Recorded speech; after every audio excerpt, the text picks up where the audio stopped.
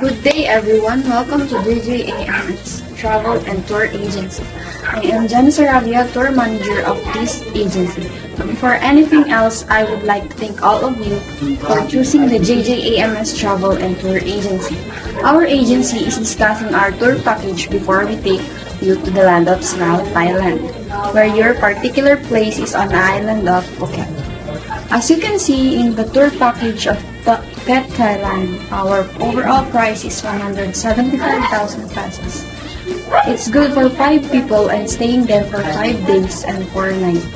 At this price, you don't have to worry about your plane tickets here in the Philippines to Thailand and vice versa, foods and accommodations. Only you have to bring yourself and the pocket money for the souvenirs you want to buy. Some details from the tour package are the tourist attractions that you will be visiting with your daily tour guides. Once you're held in the Phuket Island, in Thailand, tour guides will accompany you in your whole adventure there. For your arrival to Phuket, Thailand, we have a staff member with you who will be your escort. In Thailand airport, you will be accompanied with your tour leader and driver guide. So, do you have any questions or clarifications about your tour in Thailand? So once again, I am Jhanna Sarabia, Tour Manager of JJAMS Travel and Tour Agency. Have a safe trip everyone and enjoy your adventure. Thailand would like to thank you for flying with us. สวัสดีค่ะ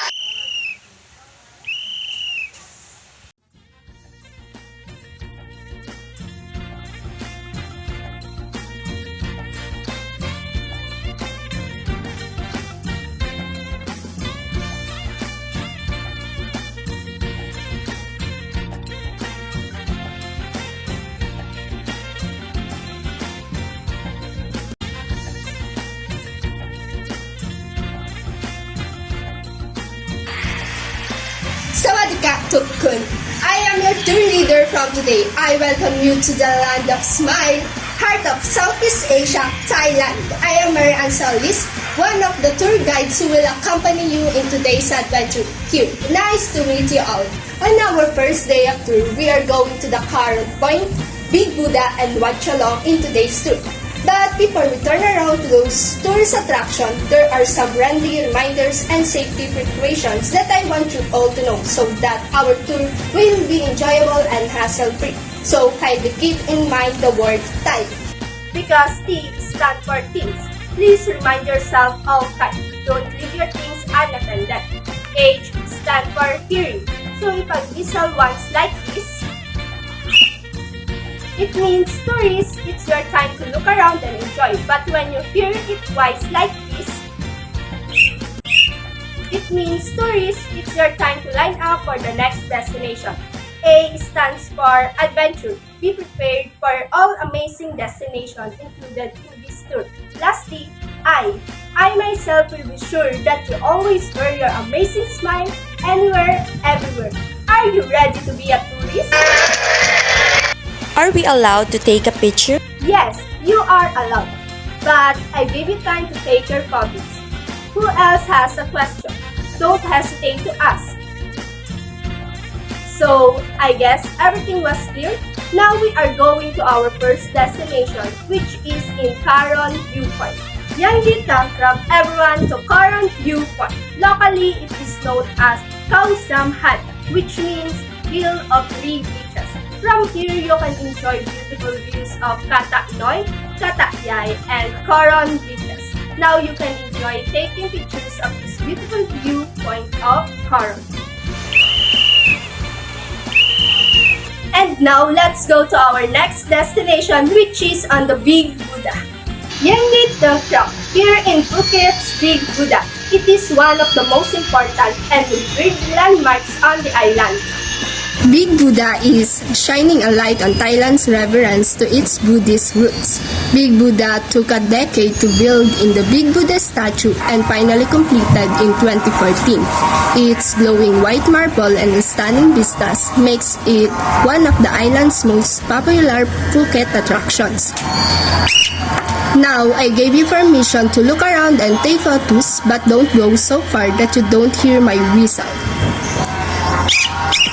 Once I whistle, you need to line up for our last destination for this morning. Yang dito ang crop here in Wat Chalong.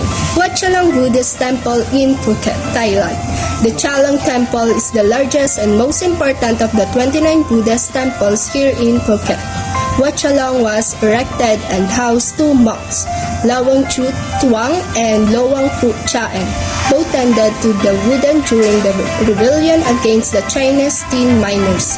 The temple served as a haven for those injured and ill who were seeking refuge from the ongoing rebellion.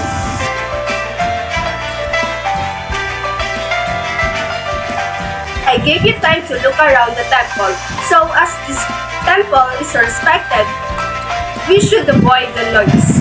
And that's the end of our tour adventure. Now we are going to our accommodation in Courtyard by Marriott Phuket Town Hotel to get rest and have some energy for another day tour adventure.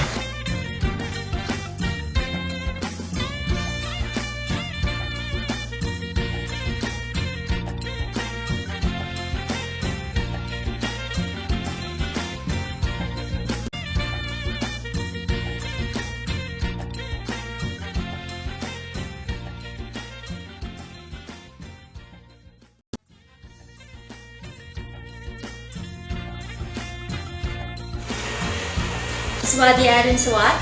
Hope you got prepared for our second day tour, and for today's tour, it was called a city tour and food tour. In our city tour, we explored the best place here in Phuket, Thailand. Now get ready for our first destination this morning. For our first spot here in Phuket City is Juriti Shrine that is located in Koh Phuket. I welcome you here in Juti Shrine. Juti Shrine or Juti Tao Bogang is a Chinese shrine. Originally, Ju in Chinese means water. For Chui, it means a white mortar. In the past, a wide canal that can contain a great quantity of water was situated in front of the shrine. Villagers agreed to build turbines in order to use the water power to pound rice after having harvested. This is the origin of the name of the shrine. This shrine usually holds a vegetarian festival in which Phuket people, Chinese, Thai people participate together with the Chinese opera troupe. How did they celebrate the festival here? Several religion-related performances to show the divine powers such as the spiritual, meditation, walking on fire, expelling bad things by bathing and boiling oil, a ceremony to pay respect to gods, as well as procession along roads are held. The festival lasts for 9 days.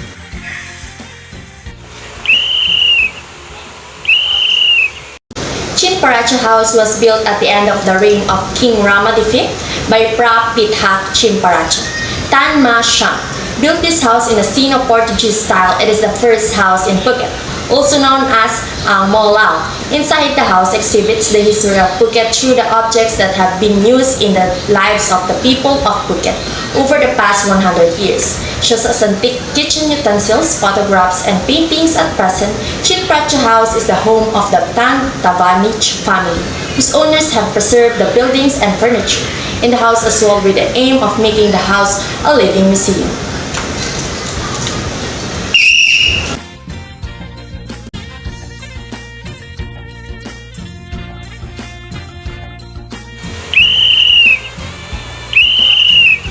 Now that we are done in our morning tour here in the best places in Phuket City, now we go to a restaurant for our lunchtime.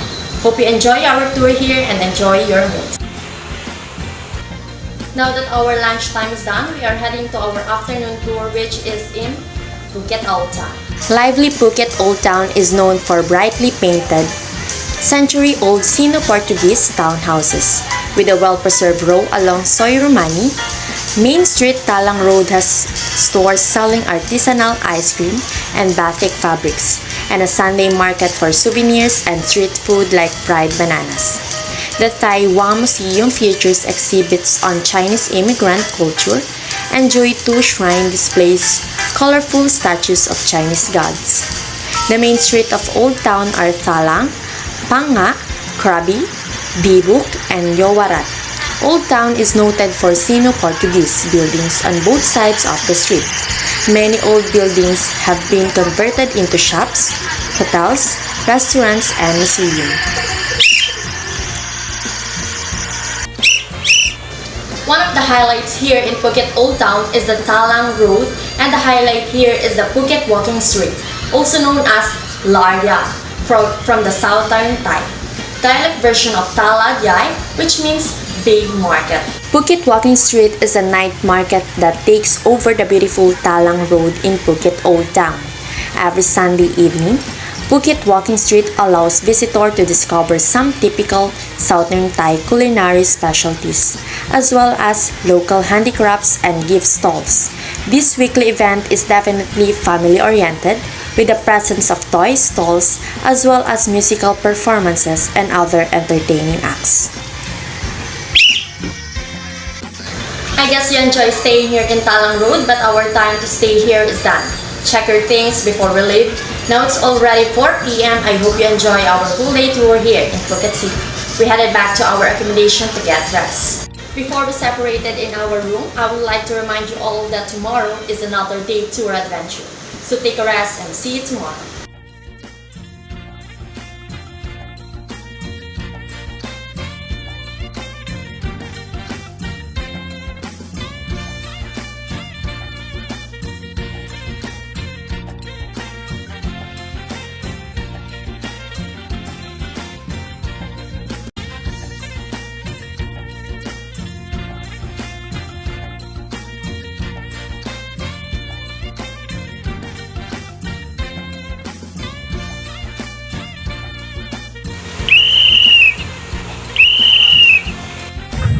Our first destination this morning is in the Elephant Jungle Sanctuary. It is one of the most ethical and sustainable ecotourism elephant tours here in Thailand. Here you can experience and interact with elephants who have been rescued from situations or use or abuse. Elephants are a very clever and gentle animal, and they love to interact with humans. Thailand Elephant Sanctuary first priority is the welfare of the elephants, and it does not offer elephant rides, shows, bathing, trunk hugging, elephant kisses, sitting on or lying on the elephants. Now, it's time for you to look around and take pictures of the elephants here. Enjoy, everyone!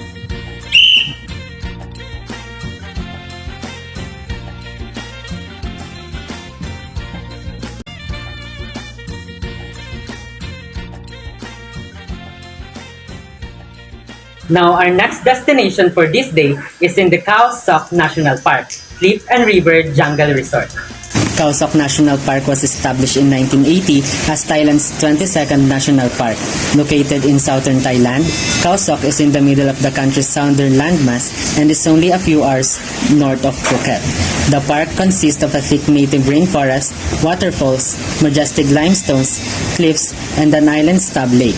Due to its fascinating history, this national park still has many secrets hidden in its deep forest yet to be uncovered. Take a closer look at some of the lesser-known facts about Khao Sok.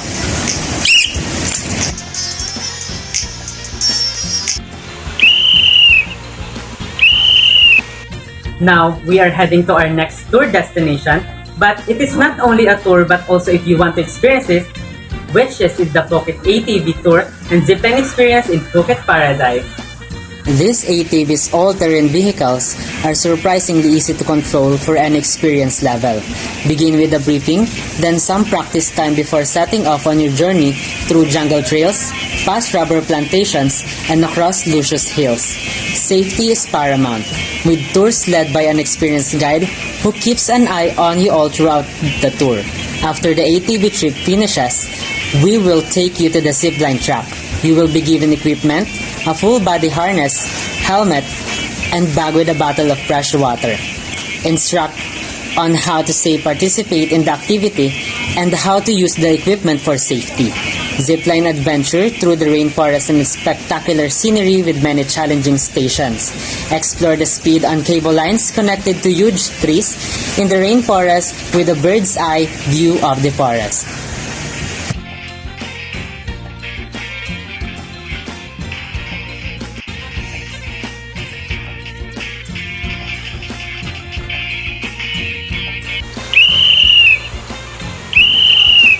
And that's the end of our Day 3 tour adventure.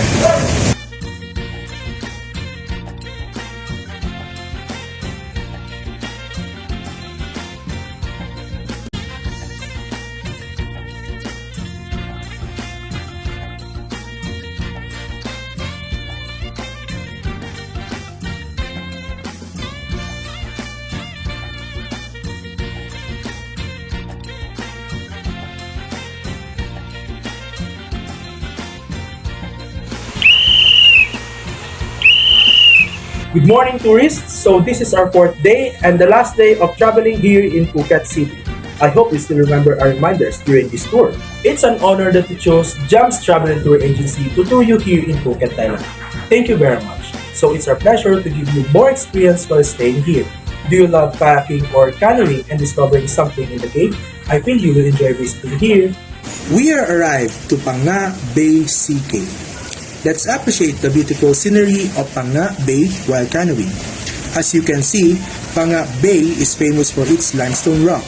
After canoeing, we unstop over to the Panga Nature Park. From there, we can see the whole area full of mango forests. Guys, this is the breathtaking view of Panga Bay. The iconic location for some famous movies including Star Wars Episode 3, Revenge of the Sith, and the James Bond movie, The Man with the Golden Gun. Have you watched those videos? This is where exactly they shoot those videos. Panga Bay is 10,000 years old history when sea levels were lower. This place over 40 small islands. Those islands were formed by the movements of massive slabs of earth called Earth. It's also the reason why many tourists are traveling here. So let's just enjoy the view and species here that we might discover for a while. Now, we are going to Kupani Village Restaurant to have our lunch. And that will be the last part of our tour here in Phuket, Thailand.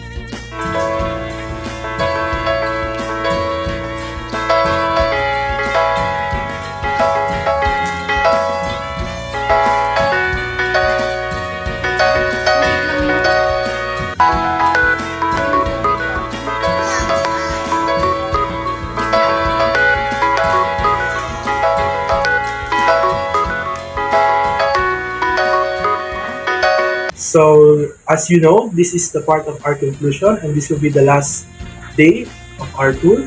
So, the following day, you will be having a free time to rest, to relax, or to go anywhere you want. So, I hope you enjoy and you learn something from staying here at Phuket. Kapun Kap. Everyone looks so fine.